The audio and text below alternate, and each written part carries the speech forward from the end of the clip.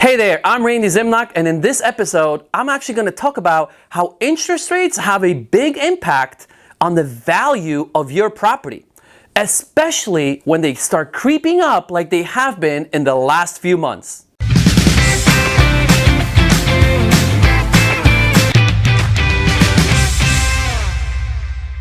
So in San Diego right now, we are actually experiencing a softer market. What does that really mean? Well, it's no longer really the seller's market that we've been used to over the last few years. So what we're doing, we're constantly making changes and applying different strategies to see what we could do as agents helping investors. And if you are an investor, what you need to do to really prepare yourself so you don't basically catch yourself with your pants down with one of your flips. And let me explain that to you. So, bottom line, market trends is everything. So what's been happening over the last, I would say, all throughout this year, we've had an interest rates creep up. Usually what I find is interest rates, when they go up about 0.25% each time, right? On average. So if we know that that's the basis, that's what's been happening over the last year, how can we use that data to our advantage, right? And basically hedge our risk as an investor if you are one right now in this market, or if you are a seller working with a realtor right now looking to sell your property. How does that impact you, right? So here's how we look at it.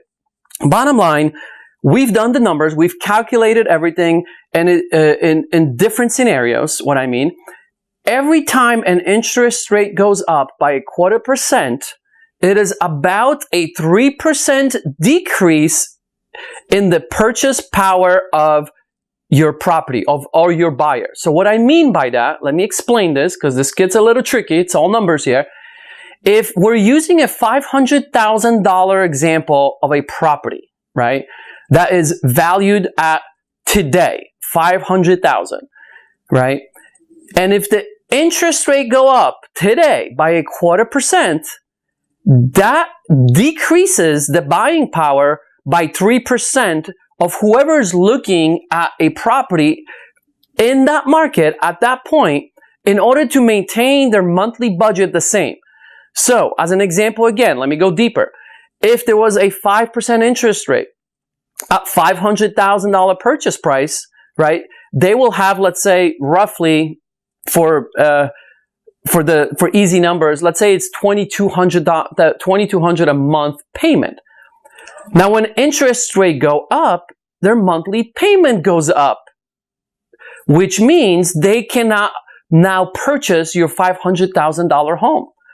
So what that means then is that if you decrease your purchase price by 3% to $485,000, because your interest rate goes up by a quarter to 5.25%, that monthly payment will equal $2,200 roughly, which is the same if they were to buy your house at 5% interest at $500,000, which was the original price. I know it could get a little confusing, so if it's still confusing, send me a message. You can email me. I could explain it in more detail. But what I'm trying to get at is that if we're looking at market trends, just know this, that anytime interest rate goes up, that impacts a buyer pool.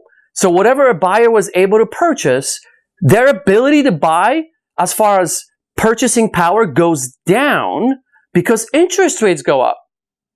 So again, in that example, if we're using the $500,000, if we decrease it by 3%, that's $485,000 that they could now buy in order to maintain the same monthly payment, because everyone makes their decisions based on a monthly budget. What can they afford when they're looking to buy a house? That's how they look at their ability to buy.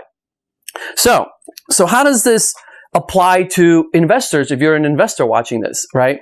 And you are looking to buy a property today and flip it in, let's say, 3 months. Well, what we're doing, what our CT Homes, which is our partner company, doing today, right? And what I'm advising all investors that I work with currently is, look, if you're looking at a property to buy today, and if we know that the trend is showing us that the interest rates have been creeping up little by little, usually by 0.25% each time. How do we take that data to our advantage in order to hedge our risk in the flipping game?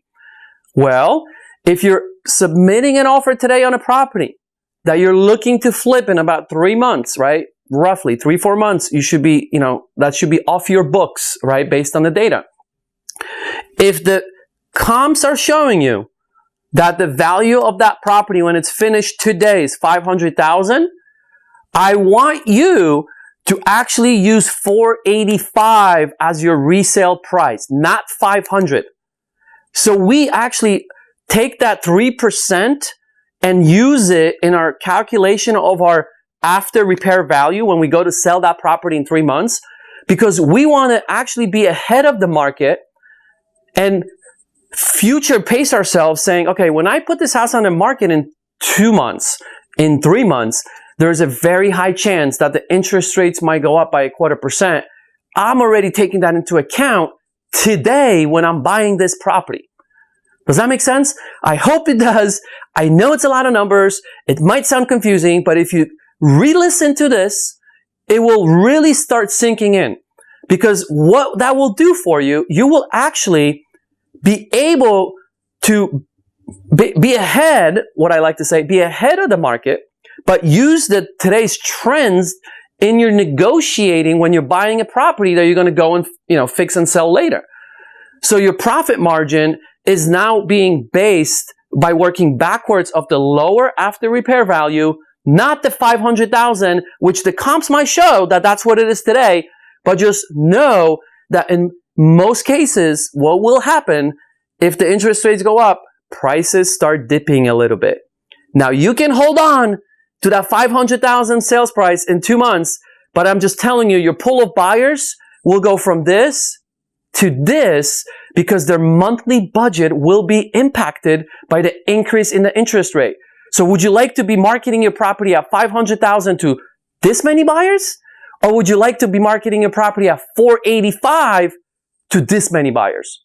That is the question. That's how we create a win-win. Analyzing a property before you buy it is obviously very important.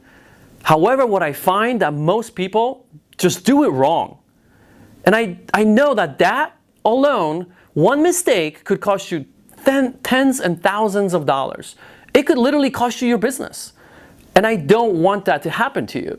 So I created a step-by-step property analysis guide sheet to walk you through exactly what to look for to make sure your deal that you're looking at is worth buying. To get the property analysis guide sheet, just go to randyzimnock.com.